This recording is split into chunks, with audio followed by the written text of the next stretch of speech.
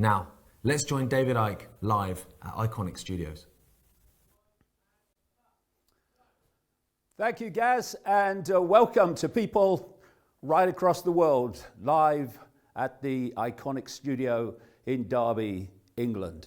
And we're about to start hours of amazing information to put into context what the bloody hell is happening in the world all around us. And where from here, of course, is a question that so many are asking, and we'll provide some answers as we go along. Now, it's going to be in three sections. The first section that I'm going to talk about may not seem to be involved in conspiracy and manipulation, but actually it's the very foundation of it, the very bottom line of it. And there's a reason that they don't want us to know the nature of reality. It's because understanding that is what will give us a fix, a reference point for all that's happening around us in the world of the scene. So I'm going to lay that out in this first section. Then, a bit of a marathon, number 2. Good to have a flask. When I'm going to look at how this world is manipulated and who by and what by. And I'm going into this COVID nonsense to show that it's an extraordinary confidence trick, an extraordinary sleight of hand, illusion, which has captivated and captured the minds of billions of people. And then in the third section, we'll really get in to answering this question, where from here? And we'll start with that. Where from here? Okay, understand why that's being asked it myself. But to understand where from here, we have to know where here is. Where from what here? Because the nature of the here, as we perceive it, is, as I say, the very foundation of the entire conspiracy, stopping us understanding that. While that which is manipulating us does understand that, and thus from that advantage, that massive advantage of knowledge, can manipulate the population while the population doesn't even know they're being manipulated because they don't know the techniques possible, because they don't understand the reality they're experiencing. So if we don't understand reality, how can we understand anything? We can't. There's no reference point. If we believe the world to be as we're told it to be, well, that is a reference point, yes, but it's a false one. And therefore, everything that comes from that must also be false in terms of decisions that are made, things that are done. So, this is the here we perceive to be the here. It's a solid world of, much of it chaos, and I guess it's chaos when you don't understand the nature of the reality that you're experiencing, but it's a solid world where everything's apart from everything else. You sit in a traffic jam, and there's a solid vehicle in front of you, which means you can't go any further because you're in a solid vehicle, and all that perception of reality that comes from that. And there's all these big solid buildings giving us the constant perception that we live in a physical world, a solid world, that has empty space between the solidity. Well, in fact, as we look at the people of many and various kinds and cultures and backgrounds and colors and creeds, they are the solid people that walk around and interact with this solid world. That's the perception, that's the way that we experience reality from cradle to grave. But that reality is only the decoded reality of the five senses. The decoded reality.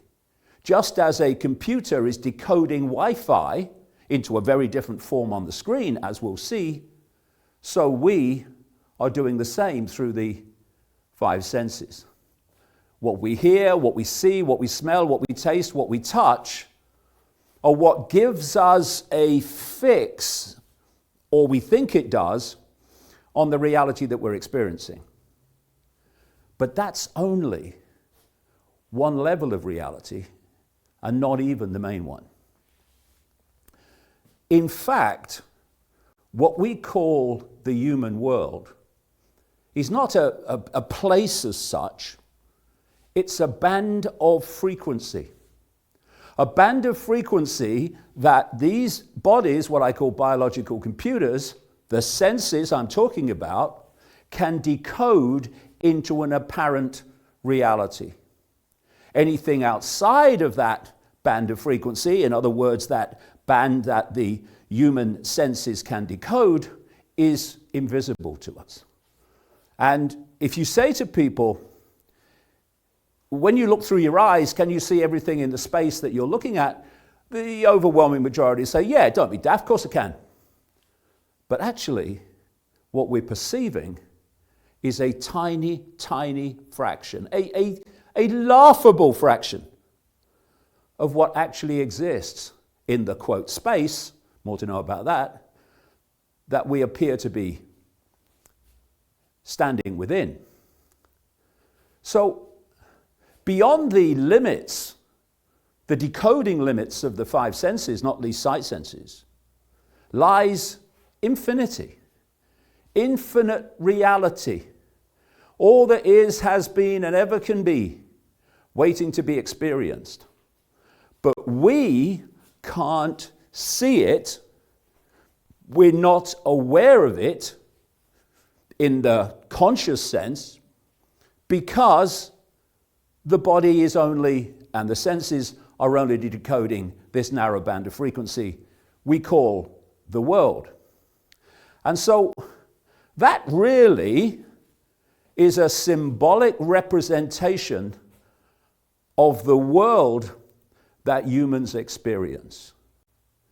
And all these dogmatic, this is how it is, claims from academia and science and all the rest of them, is based on a myopia of awareness in terms of the greater picture. We are part, an expression of, a point of attention within infinite reality. And we have been manipulated to believe that we are just people, bodies, jobs, sexes, sexualities, nations, races, when they are just experiences, brief ones, that the true I, consciousness, is having. We are infinite awareness experiencing itself. All of us are expressions of this infinite awareness, this infinite state of consciousness that pervades, well, infinity. And all our experiences are the greater whole experiencing itself. And the more you can open your mind, your consciousness, to greater and greater swathes of this consciousness, the greater understanding, the greater picture, the greater awareness that people have of this tiny band of frequency we call the human world. That is why that which is behind human control has to squeeze human perception and human awareness. Otherwise, control is impossible. And all around the world in the different cultures, they have names for this state of infinite awareness. These are just a few of them. The Lakota in the United States talk about Wakantanka, which is the force which moves all things. You know, people say God is everywhere. And the five sense mind says, don't be a prat. God can't be everywhere. That's impossible. But if you are a consciousness that pervades everything, then you are everywhere. And this consciousness, which I symbolize here as this blackness, is that which pervades everything. The question is, are we influenced by it, or are we not influenced by it because we are mesmerized by the world of the five senses? And people might find it strange that I've symbolized this infinite awareness as blackness, because it's light. That's what is light, all that stuff. Well, you symbolize it how you like. I can only say that in a massively altered state of consciousness back in 2003, I saw it like this, and I'm not alone, as I'll come to. And this awareness, this infinite awareness, from which creation comes through aspects of the whole, like humans' creation, for instance, is what people through the ages have called God. But the name doesn't matter so much as the nature of what we're talking about. So I call it infinite awareness in awareness of itself. It's that level of this infinite consciousness that is aware that it is all consciousness. Infinite awareness in awareness of itself. Now, this is infinite awareness not in awareness of itself. It's still aspects of infinite awareness, but it is so mesmerized again by the five senses that it cannot perceive that this is what it is. It perceives instead, through the five sense decoding system, that it's Mary down the call center or Ronnie on the bus. And this has to happen for the few to control the many, and this is why it is fundamental to the whole conspiracy that the information I'm going to talk about in this first section is kept from us. Yeah, I said that I experienced this in a massively altered state, 2003. And what I experienced was a blackness that shimmered, a blackness that was incredibly brilliant. And so when I started reading the accounts of people like near-death experiences, where they leave the body, and therefore the body decoding system, the reality decoding system, thus they perceive a different reality, they were talking about this dazzling darkness, which is exactly what I experienced. And this is Ibn Alexander. He's a neurosurgeon, and he was buying, as his father did as scientist, the whole "this world is all there is" scenario.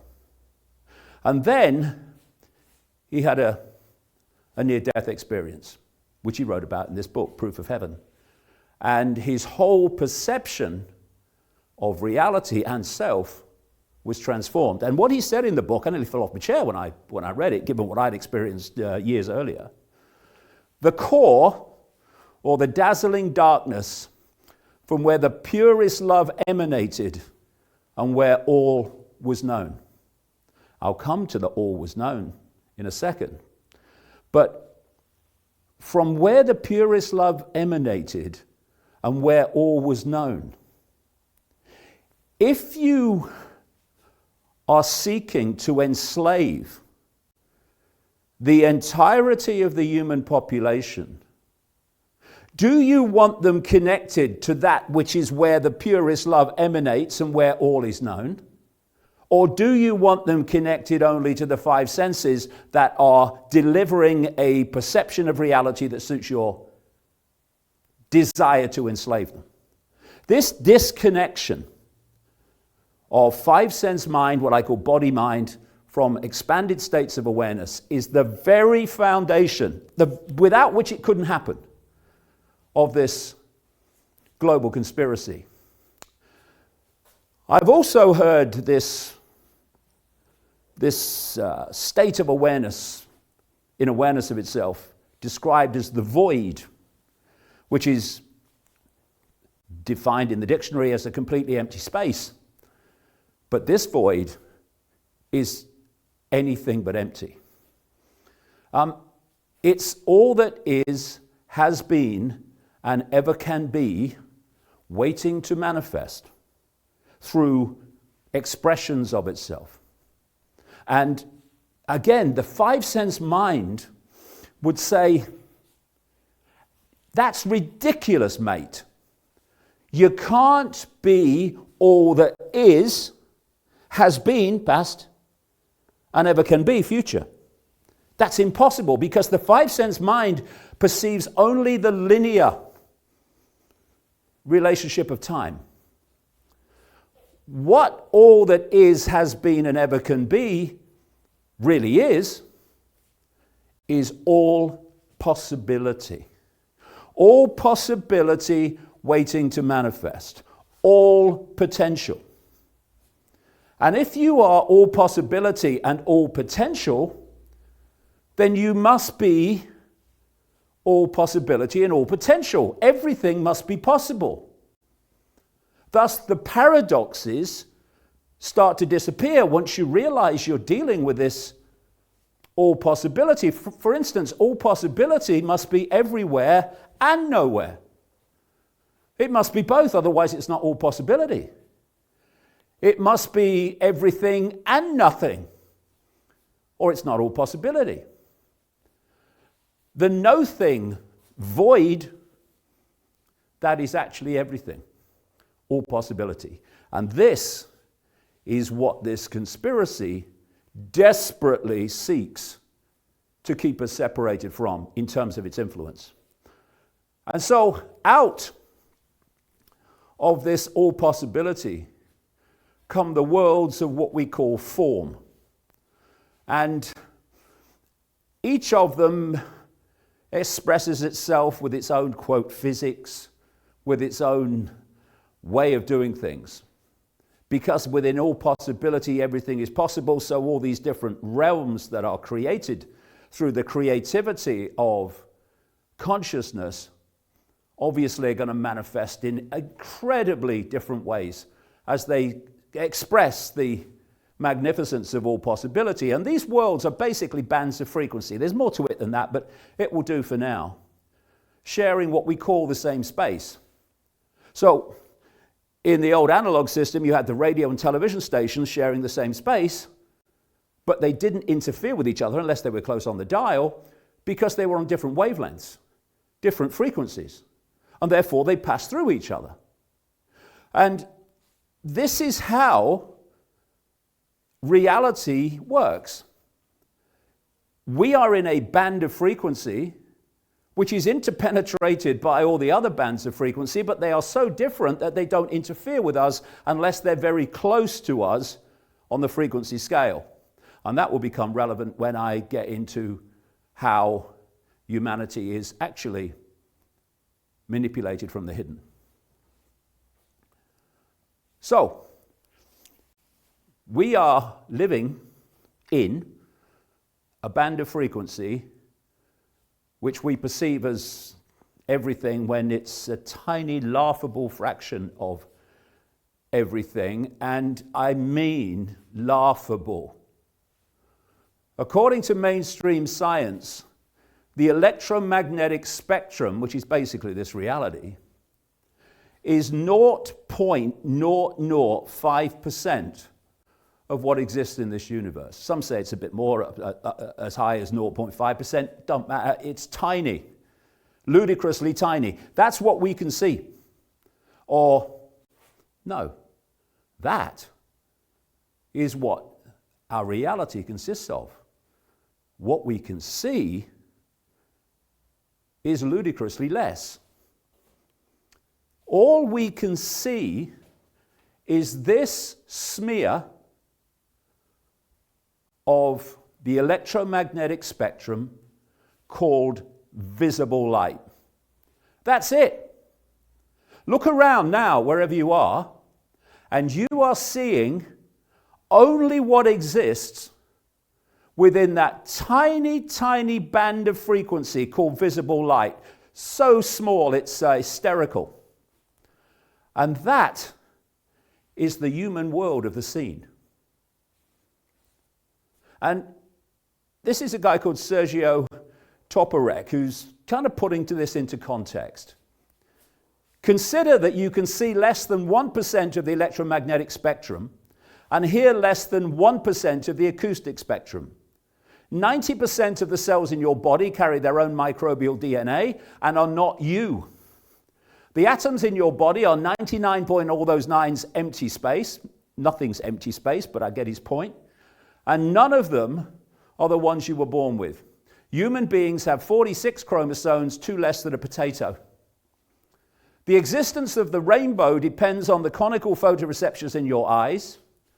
To animals without cones, the rainbow does not exist.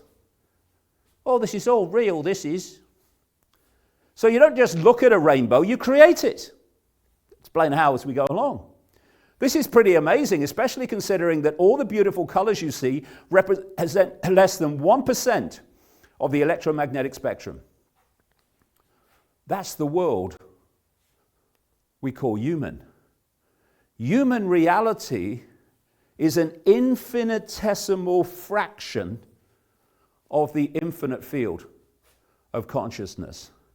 And yet, we are told that all you need to know everything you need to know is within a book between 2 covers, within a smear of 0.005% of the universe.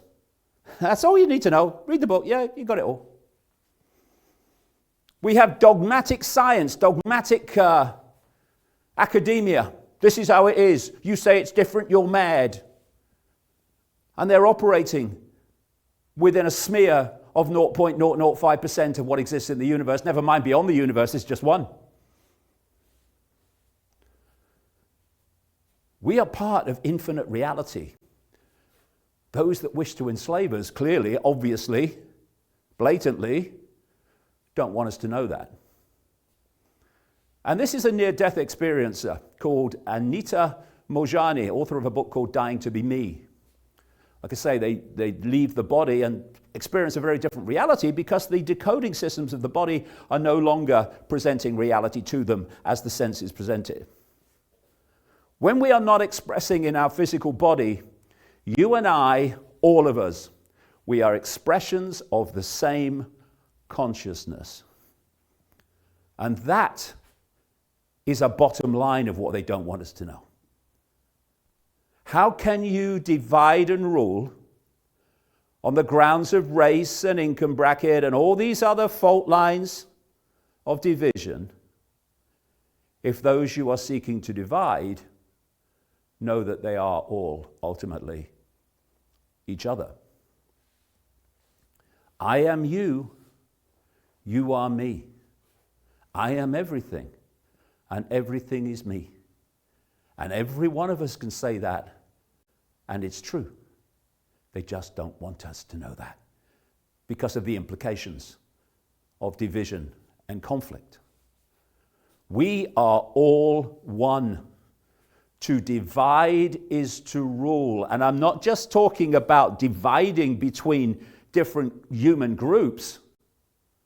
I'm talking about dividing between 5 sense mind and expanded levels of consciousness. And now you can see on one level, in one aspect, how the world of the seen and the events of the seen are reflected by what I'm talking about in this first section. Because Black Lives Matter, funded to the tune of $90 million or more by billionaires who couldn't give a damn about black people, They've been abusing them and using them as slaves through the centuries. Now they care about them. No, they don't. They're funding Black Lives Matter. That's hijacked a phrase that, who could argue with that? Of course, Black Lives Matter. But when all lives matter becomes a racist term, you know that Black Lives Matter is a scam. And it's there to divide on the grounds of race. Because if you don't divide unity, you cannot control it. So as Alan Watts, the late and great thinker and expanded perceiver of reality, philosopher Alan Watts said, God is what no one admits to being and everyone is. Have you seen that in religion? You can't say you're God, that's blasphemous. Okay, but I am. And the reason that we don't experience consciously, most people anyway, this unity, this true nature of who we are, is because the five senses are decoding reality in a very different way. They see everything as apart from everything else, and they see form with empty space in between. So I'm standing here now, my five senses are telling me there's a camera there, there's a light there, there's a camera there, and there's a wall there. And between it is empty space. That's what the five senses do. That's why if you only operate in the five senses, you cannot connect dots, because all you see is dots. As you expand your awareness beyond the five senses, you start to see how everything's connected and how at all levels things are connected. Thus you start seeing how the dots connect in what we call the conspiracy. And this perception of the five senses, if that's alone our arbiter of reality, it gives us the gift of gifts for the manipulators. It's a sense, a perception of separation. Separation from us and everything else. But there is no empty space. While we are perceiving through the five senses the world of form, in that so-called empty space is the field of consciousness, what I'll call the field, which we can connect with, and within it is what? All possibility, all potential, waiting to manifest, and our perceptions, as I'll come to, dictate what we manifest and what we don't, what we experience and what we don't. That's why if you think you're little me, you'll live a little me life, because that's what you will manifest as a possibility. So we see again the five senses are perceiving form. They perceive form in terms of the body. The body to the five senses ends with this. But in fact, the body is an expression, a holographic expression as it turns out, I'll come to that, of an energetic field of consciousness, an information field of which the body is a projection.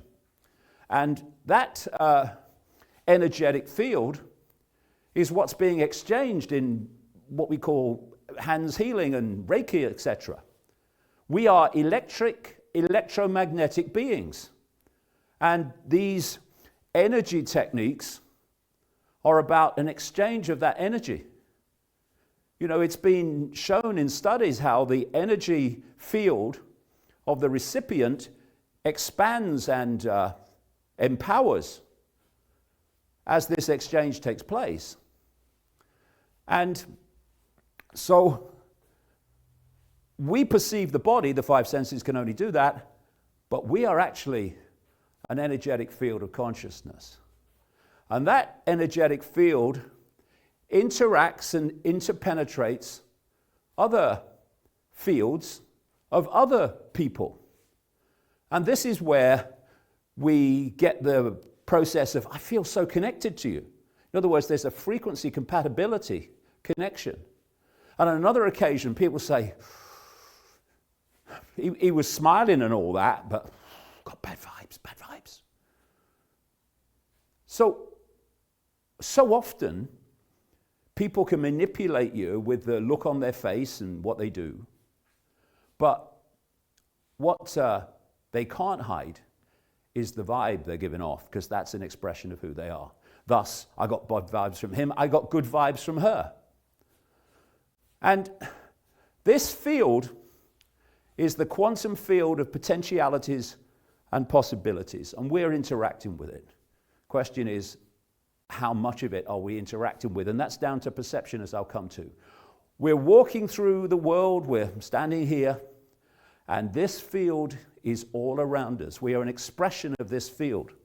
And like I say, our perceptions dictate what we take from it and what we give to it.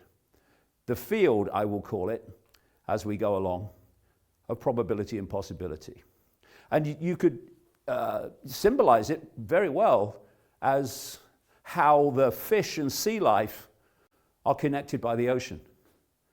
There seems to be empty space between them, but actually it's an ocean that connects everything. This is exactly the same principle I'm talking about. And you can symbolize it too as not just one computer, loads of computers, all connecting into the internet. The internet, the Wi-Fi, if you like, becomes the connecting field of all these computers. And what does it do? It takes information in the Wi-Fi field and it puts it on the screen in a totally different form. And that's what we're doing to create this reality, as I'm going to explain. So the question then is, how much of this field of awareness are we accessing? How much of its insight, its wisdom, its knowing, its possibility and probability? The point being, again, if you wanted to control reality en masse of the population that you're targeting, do you want your population accessing great swathes of this potentiality? Or do you want them to be squeezed to as little of it as possible, so their perceptions of possibility are subsequently squeezed and you become much easier to control and manipulate? Because if we come into this world, and consciousness is of a frequency that couldn't hold that, because that is on a completely different wavelength to my consciousness, your consciousness, therefore I couldn't pick it up. If I'm going to interact with this world, I have to have an outer shell, an outer vehicle that's resonating within the frequency band of this reality, so I can pick that up and I can interact with it. So that's what the human body's there for, as a vehicle for consciousness, the eternal part of us, to experience this reality very briefly. So if you come into this reality and you hold a connection to expanded states of awareness, you have everything you need. Your five senses are directly interacting you with the reality you want to experience, but you've also got mission control that's giving you the big picture and giving you a wider fix, a panoramic fix on what you're actually experiencing. The idea of the cult, as I'll come to, which is manipulating human society, and goes way back, is to isolate incarnate awareness into what I call body-mind, the five senses basically. Because then mission control is gone and you're trying to get a fix on a world from within the world you're experiencing. And if the information and the communication is controlled that you receive, it's going to be very difficult for you to get a true, realistic fix on where you are and what's going on. So the body is a biological computer decoding reality within this tiny band of frequency. And this is why when people are born and they come into this reality in a human vehicle, their prime overwhelming sense of reality is what they perceive as the physical world. because the body is decoding that world into the illusion of physicality, and thus that becomes your whole foundation, absent expanded awareness, of what this world is. And the idea of the conspiracy is to focus your attention within body-decoded five-sense awareness and to disconnect you from expanded states, where you will get a fix on what's actually bloody going on instead of what CNN and the bloody BBC is telling you. This is the whole foundation of the conspiracy. Oh, I'm going to go into a lot of other stuff, names, dates, places, and all that stuff. This is the foundation. Holding human attention in the five senses.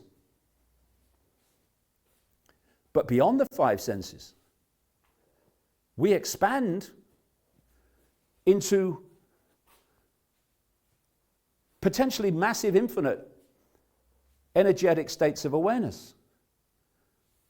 Expanded awareness and ultimately infinite awareness. You can symbolize it as a light, you can symbolize it as darkness, as I do, but dazzling darkness. But the theme is the same.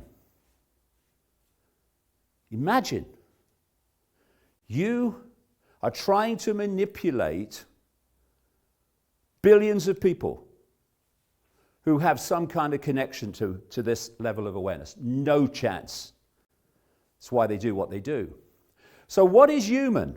What do we call human? It's a focus of attention. That's all it is. When our consciousness leaves the body at what we call death, we're not human anymore. Human's just a brief experience through a body that decodes reality into a form, a means that we call human. As Alan Watts said, the ego, five-sense reality, five-sense mind, is nothing other than the focus of conscious attention. The foundation of the conspiracy is to control what that attention is focused upon. A focus of attention with an infinite awareness in a way that keeps you from being influenced by all those other levels of yourself beyond the five senses. So this is, again, a real central pillar of human control. If you take a computer to be five senses, body, mind, and the guy on the keyboard with the mouse has expanded awareness. Well, when that's operating together, you've got all you need. You've got that which directly interacts with the internet, if you like, reality, five-sense reality, and you've got the bigger picture, the person who is able to see the greater panorama. You disconnect that, and mayhem follows. This is what happens when the computer gets what they call a virus, a computer virus. Suddenly, the guy's banging the mouse and he's banging the keyboard, nothing's happening. The computer, the operating system, has gone its own way, and it's not responding to this anymore. And that's exactly, and when I say a computer virus, you'll see how close to reality that is later on. What it means is the computer is going its own way and making its own decisions. That is the human plight. That's the foundation of the conspiracy. And if you look at it, I call it the bamboozle. Wherever you look in human society, it's all about mesmerizing, enticing, stimulating the five senses. Look at this, smell this, taste this, listen to this. And the human body can very accurately be symbolized as a virtual reality headset, because that's what it is. It's decoding reality in a particular way that gives you a particular experience. But you take the headset off, and you're not in that world anymore. You leave the body at what we call death. You're not in this world anymore. It's the same principle. And what the body headset is doing is taking waveform information, which is the foundation of this reality, waveform, vibration, and it's decoding it, first of all, through the five senses into electrical information, which it then communicates to the brain. And the brain then decodes that information into digital holographic information, and that digital holographic information is what we call this apparently physical world. It's the world of the five senses, which are taking that waveform information, turning it into electrical information, and sending it to the brain. Think of the ears. It's classic. Sound waves. That's what hits the ears. Sound waves. Those sound waves, vibration, frequency, waveform, are then turned into electrical information. They are communicated to the brain, and only when the brain receives that message do we hear sound. So the brain has different parts which specialize in decoding from the different senses, and then it puts that information together into what we call reality, human reality, physical reality. So the world that we think is external to us is actually in here. It's deeper than that, but that'll do for now. It's in here. And where is the world of the computer? It's inside the computer. We just see inside the computer through the screen. And here's a quote from a mainstream science magazine, Wonderpedia magazine. Every second, 11 million sensations crackle along these brain pathways. The brain is confronted with an alarming array of images, sounds, and smells, which it rigorously filters down until it is left with a manageable list of around 40. Thus, 40 sensations, pieces of information, per second from 11 million make up what we perceive as reality. And if there's any gaps in the reality, the brain fills those gaps on the basis of what it thinks should be there. This is the reality that we're experiencing all the time. The physical world is a decoded illusion in the way I'm describing. So the external world is not external. It's in here. And so this is so accurate from the Matrix movie, the first one. When Neo asks, this isn't real? What is real? How do you define real? If you're talking about what you can feel, what you can smell, taste, and see, then real is simply electrical signals interpreted by your brain. Exactly what it is. So, physicality and the apartness of everything is an illusion of the five sense decoding processes. You put on a headset, and it seems as if physical reality delivered by the headset in what? Information, which the brain decodes using the same senses, is outside of you, when actually it's obviously inside of you. So, this is the world, decoded from waveform information into the reality we experience. And like I say, it's the same with a computer. The computer is decoding Wi-Fi, okay, yeah, okay. So, where is it decoding it?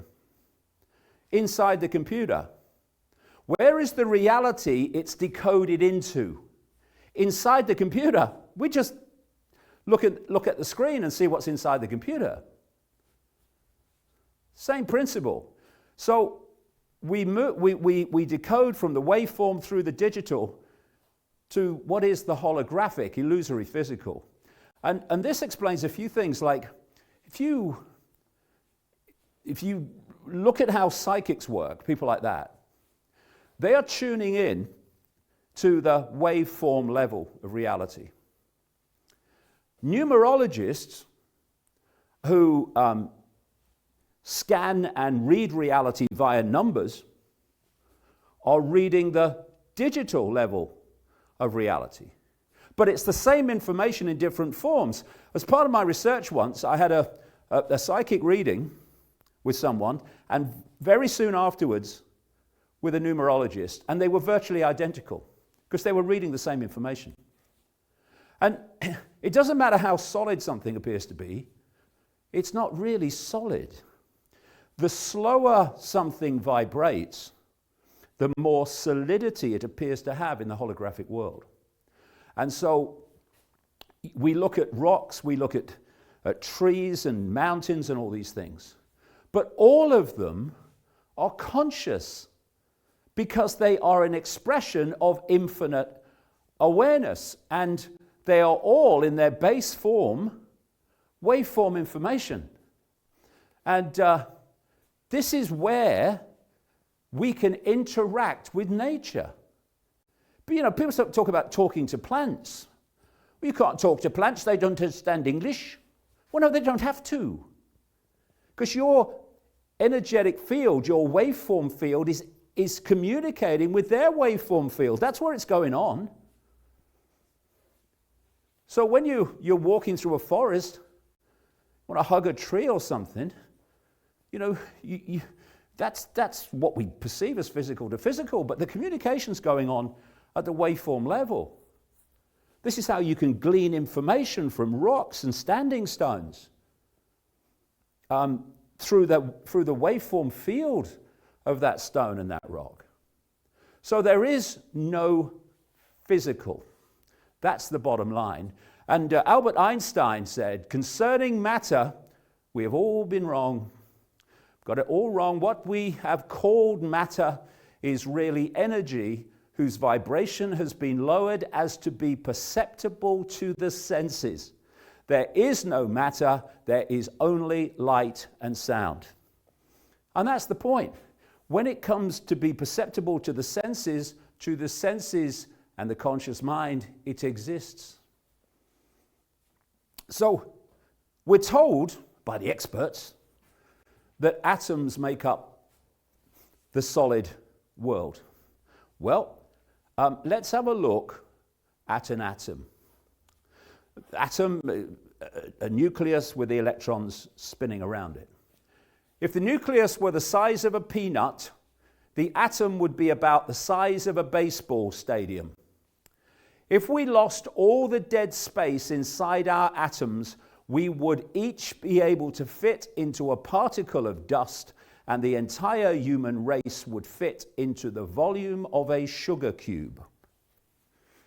Like I say, there is no empty space, but we're talking about the lack of physicality, the fantastic lack of physicality that we're being told creates physicality.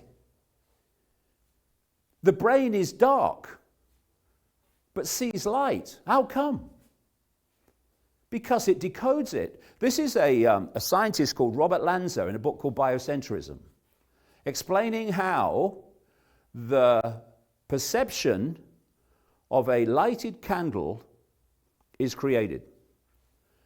The flame is emitting photons, tiny packets of electromagnetic energy, each pulsing electrically and magnetically. These invisible electromagnetic waves strike a human retina, and if, and only if, the waves happen to measure between 400 and 700 nanometers in length from crest to crest, then their energy is just right to deliver a stimulus to the 8 million cone-shaped cells in the retina. Each in turn send an electrical pulse to a neighbor neuron, and up the line it goes at 250 miles an hour until it reaches the occipital lobe of the brain in the back of the head. On that, you saw that on that image of the brain earlier. There, a cascading complex of neurons fire from the incoming stimuli, and we subjectively perceive this experience as a yellow brightness occurring in a place we have been conditioned to call the external world. Does a falling tree make a noise? Only if you hear it. What? Only if you hear it. Otherwise it doesn't. When the foundation of a tree is an electromagnetic field with a holographic apparent physical form, but not.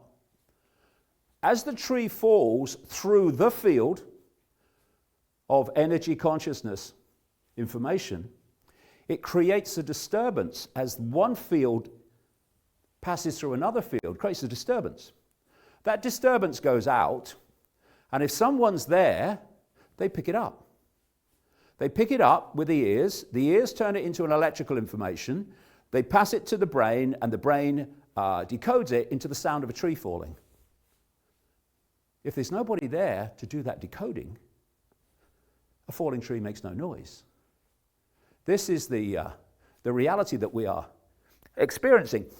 So, words, I'm speaking now, yes, but it's not words that's passing between us. It's a vibrational field of information generated by my vocal cords. And your ears pick that up, turn it into electrical information, pass it to the brain decodes it, and you hear me speaking language. Everything is frequency. Even colors. What we see as a color is merely a frequency representing that color, which is reflected by the object in question. If that object absorbs that frequency, it's not that color. What it reflects is that color. Everything is frequency. Isaac Newton, he called the rainbow a spectrum, which is Latin for apparition or phantom. And that's what it is. It's all a phantom. Alan Watts described this very, very accurately. Without the brain, the world is devoid of light, heat, weight, solidity, motion, space, time, or any other imaginable feature. All these phenomena are interactions or transactions of vibrations with a certain arrangement of neurons. That's all that this world is, we call physical. And there's no time. You look at the perception of time, and it controls people's lives. Is that the time? What's the time? Oh, time flies. Oh, time's going so slow. There is no time. There is only the now. The now moment is all that exists. Oh, no, there's not. There's a past and there's a future. Okay. So where were you when you thought, or when you're thinking now about the past? Well, I'm in the now, yeah. Where are you when you're thinking about the future? Oh, well, I'm in the now. Where were you when you experienced what you perceive as the past? Well, I was in the now. Where will you be when you perceive or experience what you perceive as the future? Well, I'll be in the now. There is only the now. And yet worry and fear pull us into an illusory future and out of the now, the only moment we can change anything, where we need ultimate power in the now. And things like regret and resentment pull us into the past, or the perception of the past, which takes our energy and our power out of the now. And this is a near-death experiencer pulling all this together, who left the body and experienced reality beyond the decoding processes of the five senses. Everything from the beginning, my birth, my ancestors, my children, my wife, everything comes together simultaneously. I saw everything about me and about everyone who was around me. I saw everything they were thinking now, what they thought then, what was happening before, what was happening now. There is no time. There is no sequence of events. No such thing as limitation of distance, of period, of place. I could be anywhere I wanted to be simultaneously. That is consciousness freed from the decoding processes of the five senses, which limits perception and thus limits behavior. Far away, that near-death experience there was talking about there's no such thing as distance or sequence and all that stuff. Far away, you look at the night sky. Oh, they're millions and billions of light years away. Are they? Are they really? Well, what you are actually perceiving as a, quote, physical experience is in your frickin' head. Where's the billions of bloody light years?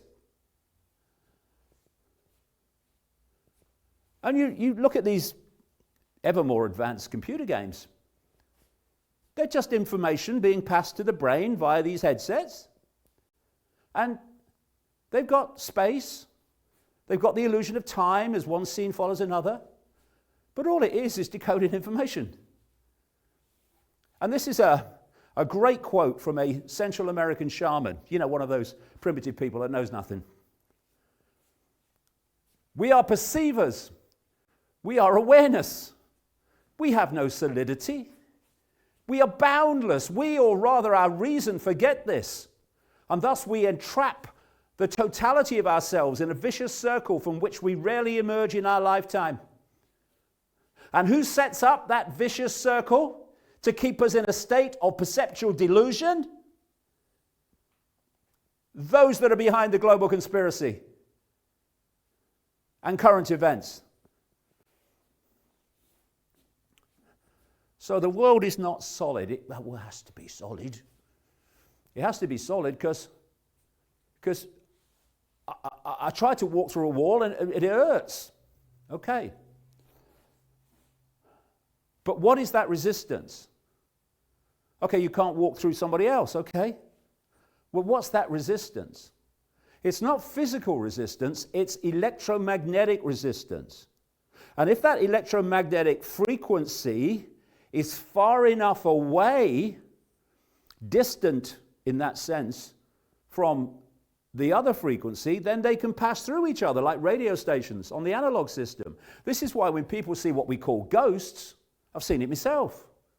They float through the bloody air and go through the wall. People say, don't be stupid, that's impossible. Well, it's not any more impossible than Radio 1 or Radio 2 going through the frickin' wall. They're different frequencies, therefore they don't interfere with each other. But we decode that electromagnetic resistance as physical resistance, because that's what the five senses do. What this world is holographic, illusory, physical. And, you know, holograms are being used now more and more and getting more and more sophisticated. And how it works, I'm sure most people have come across it, is you have a laser. Part of the laser goes direct onto a photographic film, a holographic film. And the other part of the laser takes a vibrational image, in effect, of whatever the subject is, and then that part of the laser is directed onto the photographic print where it collides with the other part of the laser to create a waveform pattern. A waveform pattern. Here we go. And then when you fire a laser, or what they call coherent light, at that pattern, amazing things happen. Apparently physical expressions of whatever has been photographed holographically appear. And as they get more and more sophisticated, the best of them look as solid as you and me.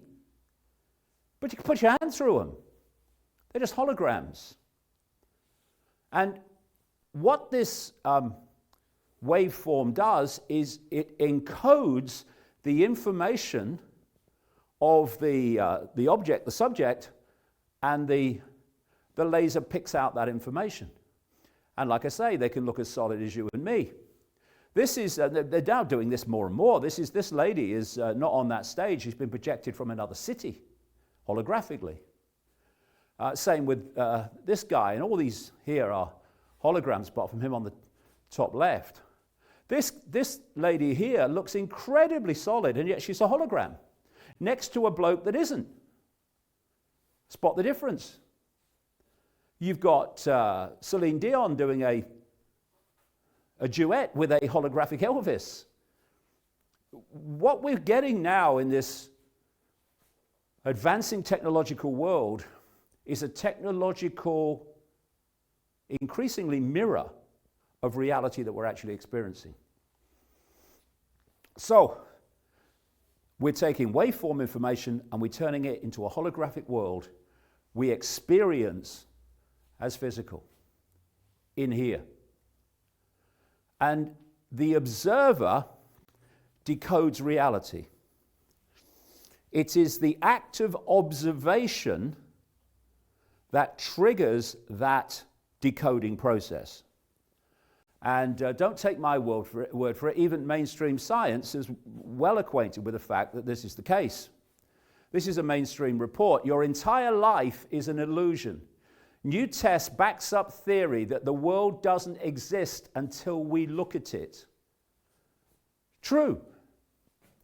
The act of looking, decoding, manifests this world as we experience it. When we're not decoding, same principle as the falling tree, if there's nobody there, then this reality is in a waveform state. But when you look at it, you decode it by design, and it becomes physical. You look away, it's waveform again.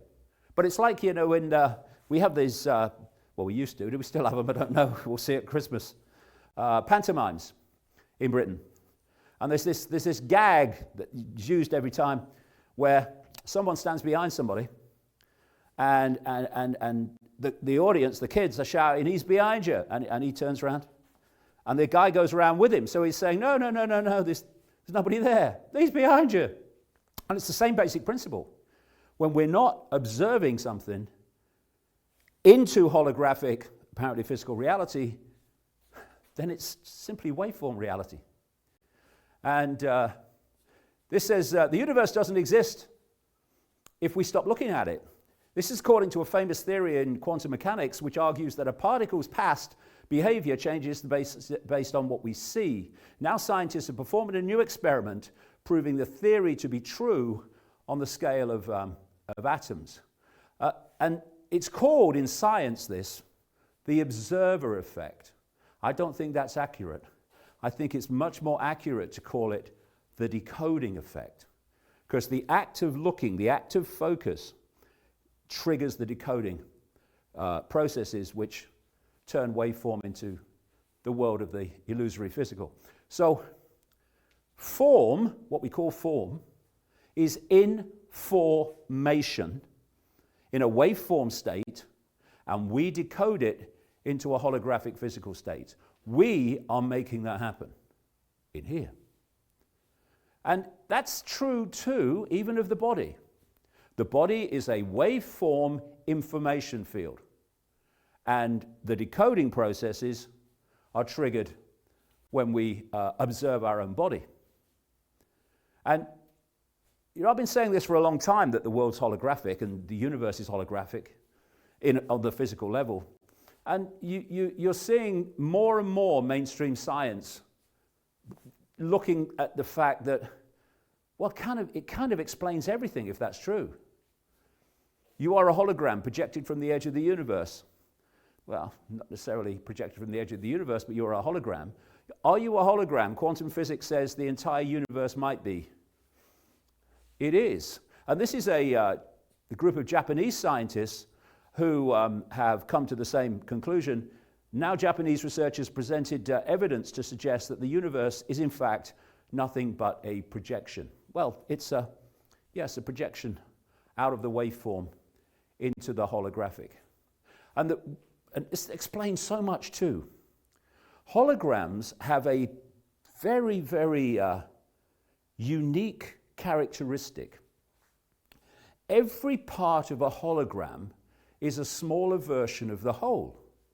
And therefore, if you take a holographic print and you cut it into 2 or 4, and you fire the laser at these fragments, you won't get a half of that picture, you won't get a quarter of that picture, you'll get a half or quarter-sized version of the whole picture. Every part of the hologram is a smaller version of the whole. So the whole hologram is made up of little holograms that are exactly the same. And that's why in reflexology and in acupuncture, etc., they can identify different parts of the body, different parts of the ear, different parts of the hands and the feet that represent different organs and parts of the body. That has to be the case because the body is a hologram. Therefore, every part of the body is a smaller version of the whole hologram and contains the same information. On a smaller scale, yes, but the same information. And it's the same with palm reading. If you get a good one, the hand contains the information of the whole body. And if you've got a skilled palm reader, they can read what's going on the basis of what's going on in the hand, because that's a representation of the whole hologram and the information in it. As above, so below. That's holographic principle. The smaller version is the same as the bigger version, just a smaller version of it. So you have the brain cell in the universe, showing similar characteristics. And we have as above, so below, where the human energetic field kind of mirrors that of the Earth's energetic field. Because everything's holographic, everything's a smaller version of the whole. So what is human? What is human is how the body decodes information. That's what human is. It's not who we are, it's what we're experiencing. What is any species? It is how the body, computer, sensing, decoding systems decode reality.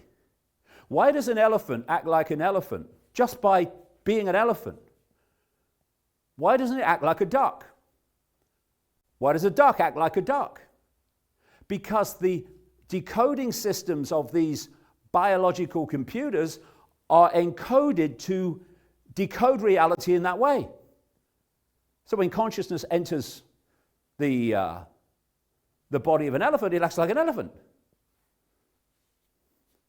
And like I say, these headsets and these virtual reality technologies now with the gloves for the touch senses and the audio are hacking in to the same senses through which we decode this reality. And everyone will know that although that's just information being fed to the eye senses, the ear senses, and the touch senses, just information from technology, bang, it can be incredibly real. This world seems incredibly real. And as the technology gets more and more sophisticated, and you see how closer and closer it's getting to the reality we call real, and those at the cutting edge of this are saying it won't be that long before you want me to know the difference. Human life is like watching an interactive virtual reality movie, interacting through this field with the equivalent of Wi-Fi. And that's appropriate because we really do live in a simulation. Won't be able to go into this in too much detail today because there are other things to do. But I've been saying since just after the turn of the millennium that this reality is actually a simulation. It is a vastly, vastly advanced version of a virtual reality game. And that's why the similarities between virtual reality games and this reality are so fundamentally the same. So the physics of computer games mirror those of this reality. This is Max Tegmark, a physicist at the Massachusetts Institute of Technology, MIT, who was the author of a book called Our Mathematical Universe. And he said the universe can be entirely described by numbers and maths, this is the digital level, just as a video game is encoded. The physics of computer games and our world are basically the same. And that's what's happening. That's why the similarities are so obvious now. It's because this is also a version, very advanced, of the same thing. And I said around 2003, and I've written it in books, that we live in a simulation, and the limits of that simulation, certainly in the, if you like, the world that we can be aware of, is the speed of light. The speed of light is not the fastest speed possible. That's ludicrous. How can you have a fastest speed within all possibility? Don't be daft. But the speed of light is the limit of the matrix, the simulation. That's what I was saying in 2003. And in May this year, Scientific American came out with a significant report which said that the evidence points to the fact we live in a simulation and the limits of it are the speed of light. I left school at 15 to go and play football. The person who wrote this article had, letters after the name and all that stuff. How could I know without this education? Because if you tap in to the field beyond the five senses, you can know things that the five sense world doesn't know. And anyone can do it. So we had this headline, Future Shock. We owe David Icke and Elon Musk an apology if quantum experiment proves we are living in the matrix. Whisper it. Ooh, whisper it. But many respected scientists and academics are becoming increasingly convinced by left field provocateur David Icke's assessment that our reality is an artificial simulation. Well, first of all, I said it long before Elon Musk. And secondly, Elon Musk is part of what I'm going to expose in part 2, and thus he will know that we live in a simulation. So the computer is taking information from the Wi-Fi field and putting it on the screen. The human body is doing the same to create our reality. And if you look at what this matrix, the simulation is, it's an information source. It's not a construct, it's an information source. If you look at the Matrix movie, for instance, the connection to the matrix went into actually the reptilian brain area at the back of the head, and through that information connection, they enter the matrix through the brain. And it's the same with this simulation. We are decoding the simulation into the reality we think is real. And that's why when you leave the simulation, by leaving the body which connects you to the simulation, you experience a very different reality. So this Matrix series of movies was very, very symbolically, and more than symbolically, often accurate in terms of the reality we're experiencing. And I go into this simulation stuff at length in Children of the Matrix and Everything You Need to Know But Have Never Been Told. So, people go around saying, I live in the real world, when the real world is the last thing they live in. It's not a real world. It's a world of decoded illusion. And you'll appreciate by now why those that are manipulating us and seeking to enslave us sure as hell don't want us to know any of this stuff. Because this is the information that can set us free, not least by really deep in the rabbit hole understanding how we're being manipulated. Because it's much deeper than what appears on the surface, deep as that is. So you mean it's not real? No, not real in terms of physicality. Edgar Allan Poe, all that we see or seem is just a dream within a dream. This is not the I. These physical bodies and these apparent personalities are not the real I. They are what the real I, consciousness, is experiencing. And the foundation of the conspiracy, again, is to persuade people that what they are experiencing is who and what they are. So you say to someone, hello, nice to meet you, how are you? They'll give you their name, they'll give you their location probably, maybe their birthplace, they'll give you their maybe income bracket, job, sexuality, race, or religion. They won't say, nice to meet you, I'm all that is, has been, and never can be. Oh, I thought I recognized you, so am I. That doesn't go on. It's all based on the labels of a human life that develops the perception of who we are. When all the time we are awareness, a state of being aware. That's what we are ultimately, a state of being aware. But how aware while we're in the five sense world? That's the question. And from the conspiratorial point of view, the answer to that is as little awareness as we can create. So they don't want us connecting out into the field of possibility and probability, insight, wisdom, knowledge. They want us shut away in the five senses because we're part of an ocean of infinite consciousness. And you know, you can look at an ocean and you can see the crest of the wave, the white crest of the wave, and it looks different from the ocean. And symbolically, we in human form are like those crests of the wave. We are part of the ocean, but we have a different expression to the rest of the ocean consciousness. And when you look at a droplet of water and the ocean, you can take a droplet of water out of the ocean and you can hold it in your hand, and it looks individual. It looks in and of itself. That's what we perceive as human when we're disconnected from the ocean. But drop the droplet back in the ocean, and where does the droplet end and the ocean start? There is no division, they're all one.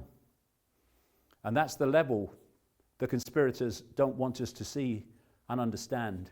They want to disconnect the droplet from the ocean, disconnect five sense mind from infinite awareness. And when you connect with infinite awareness and you see what you couldn't see before, they call you mad and crazy and a lunatic. Leonard Cohen said, if you don't become the ocean, you'll be seasick all your life. A definition of the human plight, if ever there was one.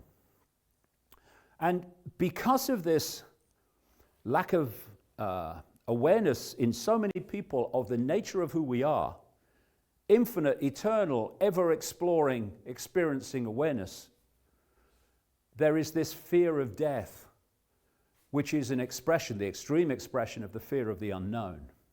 The more you can keep from people, the more known you can keep from people, the more unknown there is to fear. And death being top of the list, when actually there is no death. But fear of death gives power to those you perceive can help you avoid death for as long as possible. It gives power to doctors who don't know their arse from their elbow when it comes to how reality works and what the body is. But hey, let's give our power away, COVID era, I rest my case, to doctors. Just keep me alive a bit longer, doctor. As if you bloody know how, in terms of the way the body really works. Fear of death comes from the ignorance of life. And the idea of the conspirators is to keep us in ignorance of what life is. Rumi, a 13th century Persian poet and deeply aware, said, "This place is a dream. Only a sleeper considers it real. Then death comes like dawn and you wake up laughing at what you thought was your grief." Fear of death is actually fear of life. And it's like this near-death experiencer said, it's like being half asleep when I was alive in a body and totally awake when I was pronounced dead, because she was free of the decoding processes of the body. And that, ladies and gentlemen, is death. It's taking off the frickin' headset. Oh, my headset don't work anymore. Oh, I've died. That's it. There is nothing to fear. But the more they can get us to fear in any form, the more we're open to control. So what our consciousness is doing when it leaves the body at what we call death, and what's leaving the body, what we call near-death experience, is it's leaving the decoding processes of the body and therefore is no longer subjected to them, therefore experiences a totally different reality. As another near-death experiencer said, a realm of clarity where I understood everything. I felt connected to everybody because the five senses decode apartness with space in between, when the reality is unity. And one near-death experiencer described it brilliantly. They talked about this world that we're experiencing here, the human world, as like the beam of a torch. You're in a massive warehouse, but all you're aware of is what is in the beam of the torch, because you can't see anything else. You're not aware of anything else. And then you die, she said, and suddenly you realize what you've been part of all along, but could only see a fragment of in the symbolic beam of the torchlight. The focus of attention in the body. And so life is but a series of frequencies within our reality anyway. And when people leave the body, they don't cease to be. They simply go on experiencing, living eternally, but in another frequency that the physical body cannot decode. Thus, they appear to be gone and no longer with us, when actually they could be all around us, but just on another frequency. And all that psychics are doing, and mediums, is opening their consciousness, the good ones, I mean, there's a lot that are not, opening their consciousness to other frequencies beyond this realm and tuning in to these departed, passed on, gone forth expressions of consciousness that were once in a human body. As Nikola Tesla, the great real scientist, said, if you wish to understand the universe, think of energy, frequency, and vibration, and then you'll get it. So if we don't understand reality, we don't understand anything. Now that is quite a statement when you think of this. All over the world, the parliaments of the world, the political offices are making decisions and making laws on the basis of a world that does not exist. That's the reality. They're basing these decisions on the world being physical and limited and all these things. And then you go to the financial system, to business, to science, much of it what we call science, not worth bloody following, and medicine. And they're all founded, based in what they do and what they believe, apart from the cutting-edge scientists, real scientists, on a world that does not exist. It's freaking insanity. No wonder the world is mad.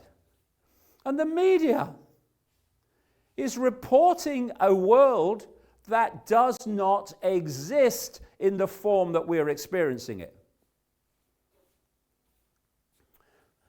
Why? I'm going to get into this much more in the second section.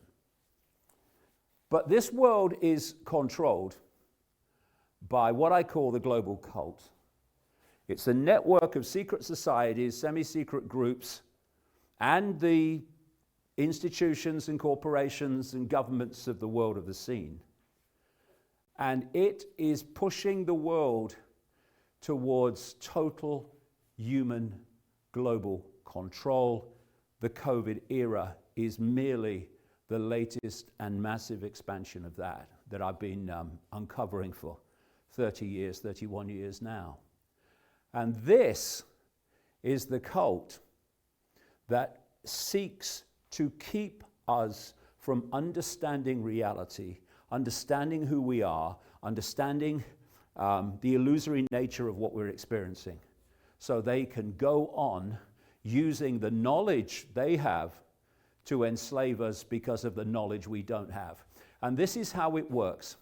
There's two worlds. There's the world of the population, and there's the world of the cult. And the difference between them is knowledge. The reason the cult is made up of secret societies is to keep secrets. What secrets? One, where the world's being taken, and two, the nature of reality which allows them to take us there.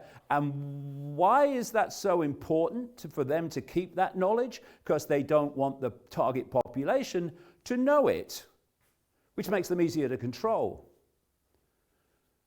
And I'll get more into this, like I say, in the second section, but they systematically hoard knowledge and keep it from the population, not least about the nature of reality, which is why what I'm talking about in this first part of the live stream today is fundamental to taking away the power that this cult has over humanity and over the human mind on the basis of keeping us in ignorance. Jiddu Krishnamurti said, if we can really understand the problem, the answer will come out of it, because the answer is not separate from the problem. Well, let's look at the answer first. The answer, how we should be, is connected while we are in embodiment to expanded levels of consciousness, so that we have the interaction through the five senses with the reality we're experiencing, but we have the panorama, big picture guidance from expanded levels of consciousness that gives us a much greater fix on what we're experiencing. That is the answer. This is why they don't want the answer. The foundation of human control is to disconnect human five-sense awareness from expanded levels of consciousness. That is the foundation of it. And it's being done in multiple forms. And where they want to go with this, and I'll get into this later, is to connect the human brain to artificial intelligence to artificially keep us here by controlling our perceptions externally. And this is where we're meant to be. And the revolution is not a revolution of violence. It's not a revolution of fighting. It's a revolution of perception, where we break out of these prison cells, these bubbles of controlled perception. Gotcha. Once we are in that five-sense perception alone, gotcha. Outside of it, all that wisdom, insight, knowing, and perspective, waiting to be connected to. The last thing they want, and these jabs are part of that. I'm going to get into that in this section too as well. All that is what they don't want us to connect with. So we are manipulated, I say, well, many people are, into these bubbles of perception, which hold us in a limited state of who we are, our own potential, our own possibility, and also of understanding what's happening in the world and why. So the process is isolate them in the bubble perception of the five senses, and then by control of information, program those isolated five senses with the sense of perception and reality that you want them to have to make it most easy for you to control billions. And this is how all there is, has been, and ever can be aspects of all that is, has been, and ever can be, perceive themselves as Ethel on the checkout and Bill driving the bus. This is how it's done. Ethel is a unique expression of all that is, has been, and ever can be. So is Bill. But they won't perceive themselves like that, because that's not how they've been programmed to self-perceive. Hide this and sell them that. That's how it's done. We are imprisoned as a humanity by our own programmed perception. Imprisoned by our point of attention, our sense of reality, which is constantly indoctrinated into us. And to do it, they give us a fake reality of everything.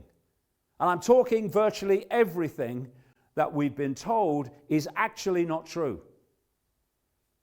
People are starting to understand that in the COVID era, more and more. But it's always been true. And why this is important, this whole thing about perception, is that perceptions are frequencies. And the importance of that will become clear. Every time we have a thought or an emotion, depending on the nature of that thought, the nature of that emotion, we are generating frequencies. Do you know what they've got now is technology, because they've worked out the frequencies that different emotions and thoughts operate on. They've got technology that can fire frequencies representing certain emotional and mental states across a community, and the brain starts decoding those frequencies, and those people start to then have those emotions and have those thought patterns. But going the other way, every time we think and feel emotion, we're sending out frequencies based on that emotion and that frequency. So love is a very high frequency. Joy, very high frequency. I feel so light today. Depression, fear, anxiety are very low, slow frequencies. Oh, I feel so heavy today because of the impact of the frequencies on our field. Words are frequencies. What we say, how we say it, dictates the frequency. And these emotions, these thought patterns, become our perceptions. So our perceptions are a band of frequency that represent our psychological and emotional state of being, and that frequency band is interacting with the field of potentialities and possibilities. And therefore, our perceptions are dictating what part of possibility and probability that we are manifesting as an experience. And this cult knows that, which is why it is seeking to control our perception, because it knows that will lead to our experience. You control perception, you control experience. This is very true. Accidents happen. That's what everyone says. But in a quantum universe, there are no such things as accidents, only possibilities and probabilities folded into existence by perception, in exactly the way that I've just described. Werner Heisenberg, Nobel Prize-winning physicist, atoms or elementary particles themselves are not real. They form a world of potentialities or possibilities rather than one of things or facts. And it is perception that dictates what those possibilities are that are made manifest in our lives. Einstein said, everything is energy, and that's all there is to it. Match the frequency of the reality you want, and you can't help but get that reality. Exactly. And this cult knows that. So if it can dictate our frequency by dictating our perceptions, it dictates our reality and our experience. So if you are in a perceptual state of self-identity, that you are little me and have no power, what power do I have? I just have to do as I'm told. Then that limitation of perception, that limitation of self-identity manifests itself as a limitation of the frequency band that we're putting out.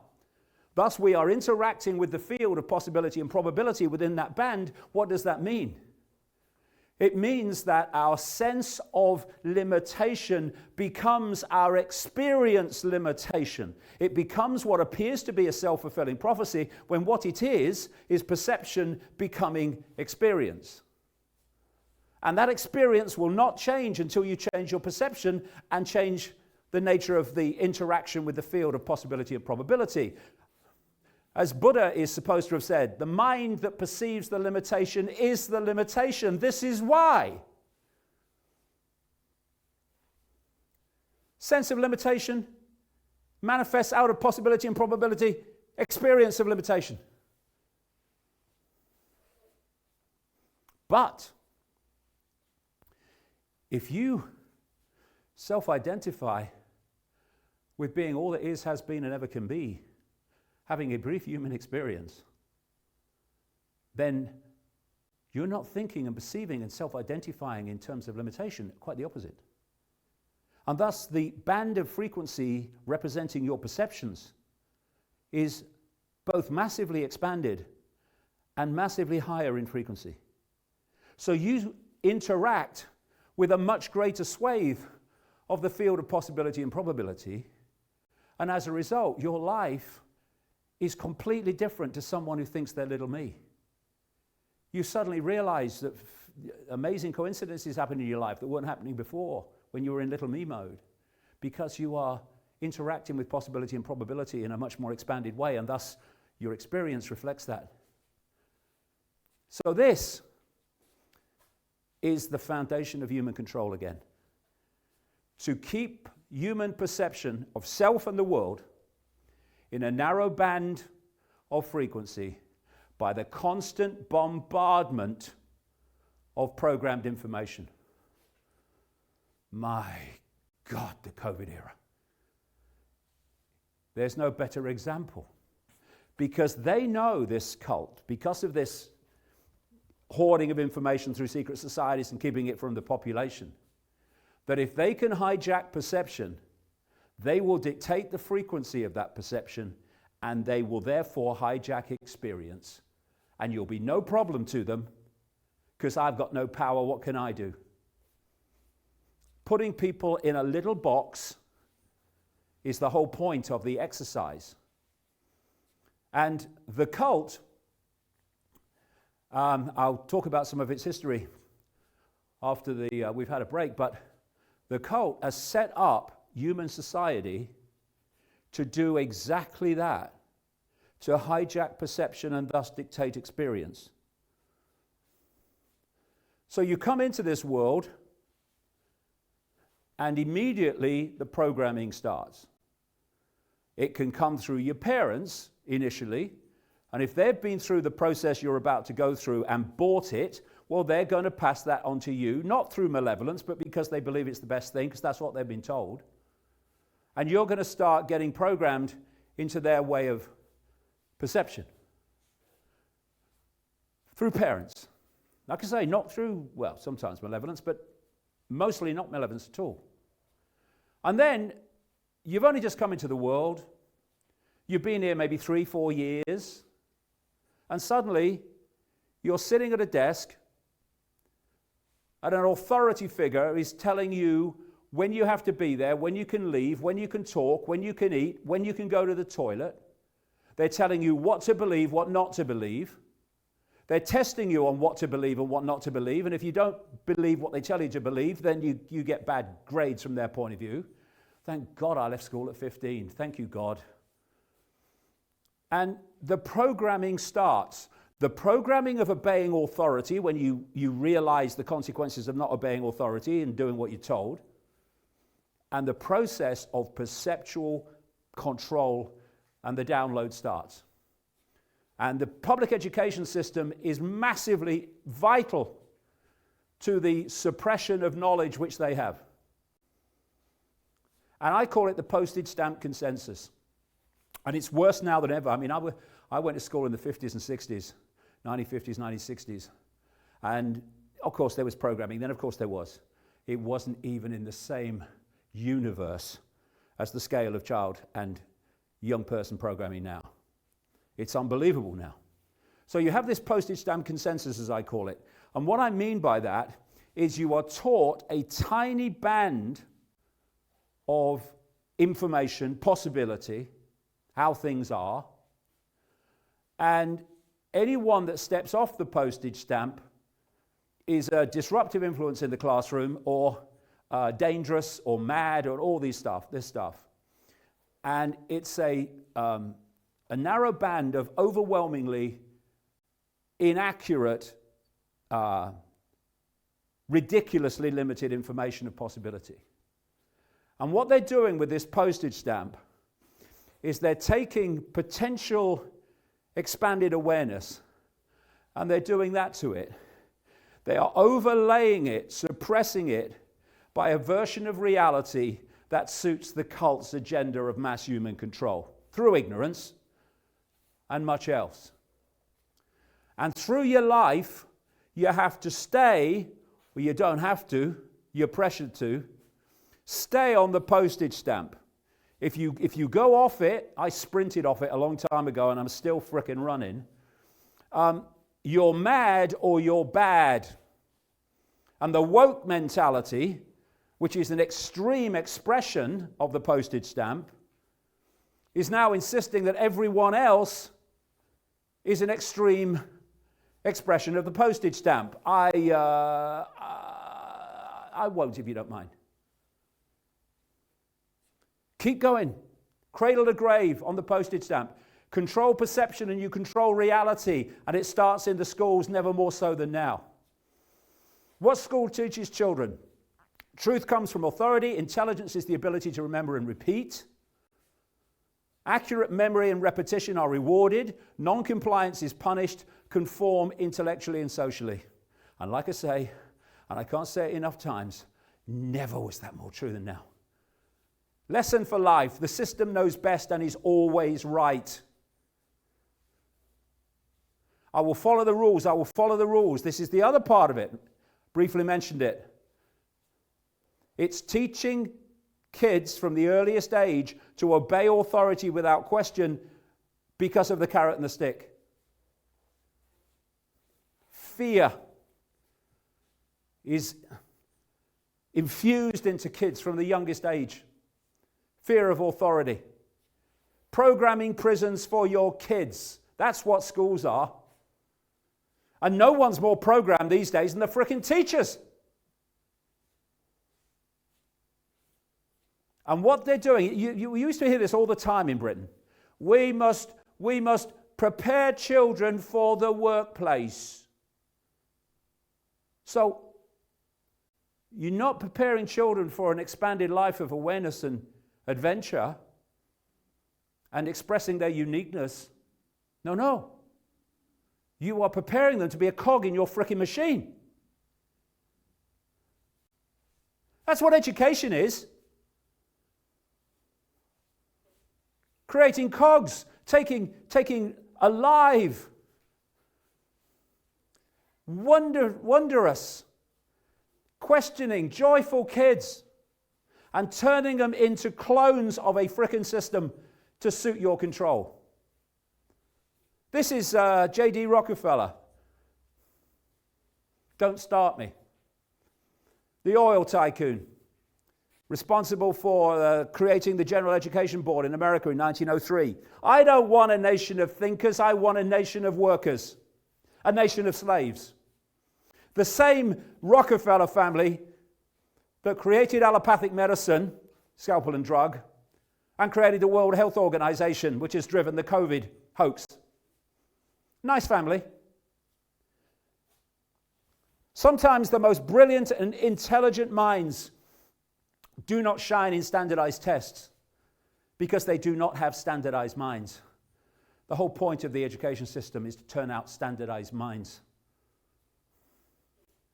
and to lock people away in the left side of the brain. The logical, sequential, rational, in its terms. Analytical, objective, looks at parts. There you go. What's the left side of the brain? 5 senses. Looks at parts, sees only parts.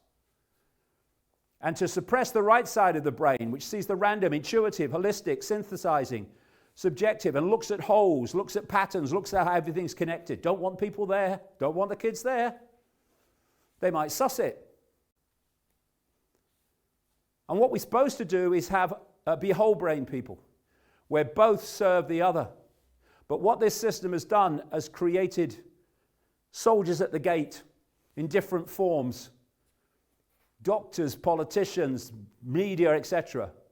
as guards on the gate to stop a right brain influence on the left brain perception. And as this guy Eric Burns said, the moment a little boy is concerned with which is a jay and which is a sparrow, left brain, he can no longer see the birds or hear them sing. Right brain. And this is a study for the College of William and Mary in Virginia involving school-aged children between kindergarten and 12th grade. This is what they found. A massive decline in creativity as children have become less emotionally expressive, less energetic, less talkative and verbally expressive, less humorous, less imaginative. All these are right brain. Less unconventional, less lively and passionate, less perceptive, less apt to connect seemingly irrelevant things, dots, less synthesizing and less likely to see things from a different angle. That's what the education system is. And people then go out from the education system into the world of the scene, of the adult world, and they meet people there who have been through the system they've just come out of earlier. And so, because they've all bought the programming, they're all confirming to each other that actually what they believe to be real, because they've been programmed to believe it, is actually real. And so, I'm a politician. Tell me what we should do. Or let me tell you what you should do. I'm an academic. Let me tell you what to believe. I'm a scientist. Let me tell you what reality is. I'm a journalist. Let me tell you what's going on. And all of them haven't got a freaking clue. They only know what they've been programmed to think they know. No wonder the world's a bloody mess. Yes, I can see it now. The bubble program. That's what it does. And it's also the arrogance bubble. Anyone outside the bubble, anyone off the postage stamp who says, hey, there's another way of looking at this, that's ridiculous, you're mad. My God, I keep coming back to the COVID era, where everything is kind of expanded and made more extreme. All these concepts I'm talking about. Programming stage 3, peer pressure. Fear again, fear of what other people think, couldn't give a shit. Peer pressure, the sheep and the sheepdog. You know, sheep need a sheepdog and a shepherd to keep them in line. Human sheep don't need a sheepdog. They don't need a shepherd. They keep each other in line. What is the sheepdog? Just represents fear, keep them in line. The shepherd, authority. But what if the flock of sheep didn't bow to fear, didn't do what authority told it, the shepherd, and just went their own way? They'd be uncontrollable. The shepherd would be standing there with his stick and the dog looking on, absolutely unable to do anything about it. But instead, they just conform to fear and authority. Programming stage 4, mainstream media, constantly bombarding us with the same perception of reality that we got through school and university and elsewhere. Good evening. Lies, half-truths, official line, complete bollocks. Good night. All the channels of the world, 24/7, are doing that. How can the media let you lie to you? Because it knows you simply won't check the facts, or the vast majority won't. They just believe it. So all this together is creating this control of perception, which creates control of human behavior and control by the system, controlling perception. And then They want to keep you on that postage stamp line through the rest of your life. So they're going to dictate what success is. They're off. You're after whatever you're seeking, whatever you're told you should seek to be successful. Quick, keep running, keep running, keep running. Oh, here we go. You must succeed. Apparently we must succeed. Well, what's success? Well, they tell us what success is because they even tell us what our dreams should be and our version of success should be. It should be more money, bigger house, more flash car, or perceiving and pursuing what? Physical, material things to keep their perceptions in a physical, material perception of reality. Oh, I'll get there in the end. Keep going, keep going, keep going. Don't look either way, don't look either way. No, keep walking. You'll get that carrot eventually. And then some people think they win in this pursuit of success dictated by the system to keep you in line. But when they get older, they start to realize something. Many do. They've been hoaxed. What was it really all about? I was kind of born, and then I went to school, and I went through all those years of going to school every day, being told what to think, and then I had to get this job to pay the rent, and then what was it all about?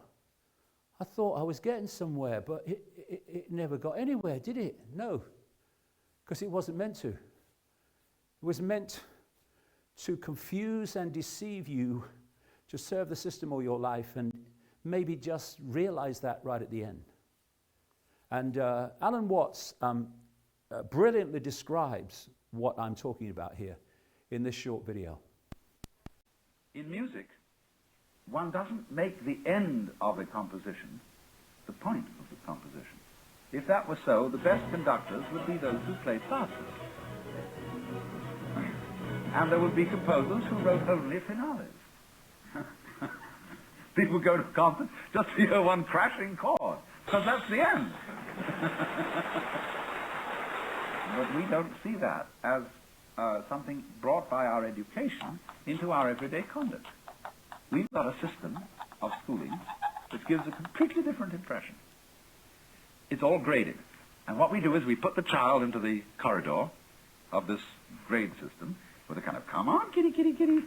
And yeah, you're going to kindergarten, you know. And that's a great thing, because when you finish that, you'll get into first grade. And then, come on, first grade leads to second grade, and so on. And then you get out of grade school, you've got high school, and it's revving up, the thing is coming. Then you're going to go to college, and by Jove, then you get into graduate school. And when you're through with graduate school, you go out to join the world. And then you get into some racket where you're selling insurance. And they've got that quota to make. And you're going to make that. And all the time, the thing is coming. It's coming. It's coming. That great thing, the success you're working for. Then when you wake up one day about 40 years old, you say, my God, I've arrived. I'm there. And you don't feel very different from what you always felt. And there's a slight letdown because you feel there's a hoax. And there was a hoax. A dreadful hoax. They made you miss everything. We thought of life by analogy with a journey, with a pilgrimage, which had a serious purpose at the end, and the thing was to get to that end, success or whatever it is, or maybe heaven after you're dead. But we missed the point the whole way along. It was a musical thing, and you were supposed to sing or to dance while the music was being played. It's a musical thing, and you're supposed to sing and dance. What's that? It's a musical thing. You're supposed to sing and dance. It's a high-frequency thing. The cult doesn't want that. It wants you to pass through life, as John Lennon said. Life is what happens to you while you're busy making other plans. And taking control of our perception back is the foundation of where from here.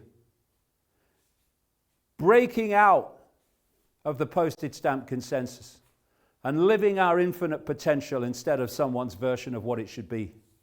And of course, never more than in the COVID era, have we been bombarded with rules and regulations and oppression of expression of uniqueness. All not a coincidence. And so the stress of life. The stress of life. We are all that is, has been, and ever can be. Having a brief human experience. What is there to be stressed about? What we are manipulated to be stressed about. So how did this become this? Because of this. And especially, and this is, I'm going to go into this at the start of the next section, especially because of this.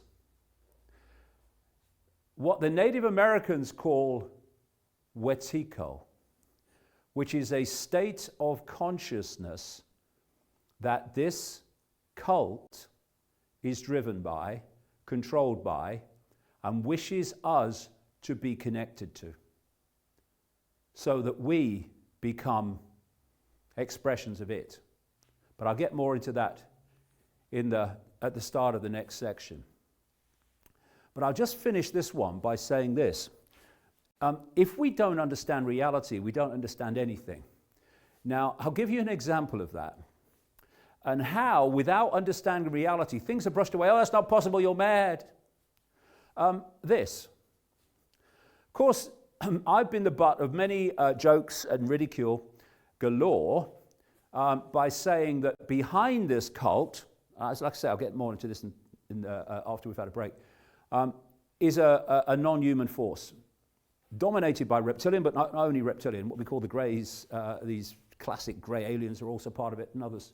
But the dominant one is the reptilian. And people say, well, why can't we see them? You're mad. You know, where are they? Well, the answer is, you can't see almost any bloody thing. Because you're decoding the tiniest band of frequency called visible light that is ludicrously narrow, I don't think by accident at all. And therefore you can't see anything. And these non-human group operates right on the periphery, but outside of what we can see and perceive. Can come in, but not for long because there's an atmospheric and frequency problem, but it's just on that periphery. So, you people say, I saw this UFO and it kind of appeared out of nowhere and then disappeared into nowhere. Or this entity just appeared at the end of my bed and then just disappeared into nowhere. What does the five senses say? That's insane. What are you talking about? Possible. No, it's not. When something enters the frequency band of the five senses, the visual senses, it appears to have come out of nowhere. It hasn't come out of nowhere. It's come from a frequency you can't see and perceive and decode into one that you can, and suddenly there it is, out of nowhere. And when it leaves, it does the opposite. It seems to disappear into nowhere. It doesn't. It leaves the frequency that you can decode. As this near-death experiencer said, there's so much more that exists simultaneously and alongside the things that you can see.